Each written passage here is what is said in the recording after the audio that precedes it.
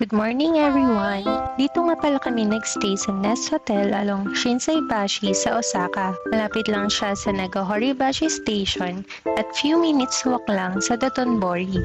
Binook nga pala namin ito sa Klook. Gumamit na rin kami ng promo code na Lakbay Couple para maka-discount pa kami. So ito nga pala magiging room namin for 5 days. May blower, kettle, TV at refrigerator. Dito naman ang bed. Meron din own CR na kompleto. May toothbrush, conditioner, body and hair shampoo. At ito nga ang pinaka nagustuhan ko sa mga CR dito. Instead of bidet, meron siyang smart function toilet bowl.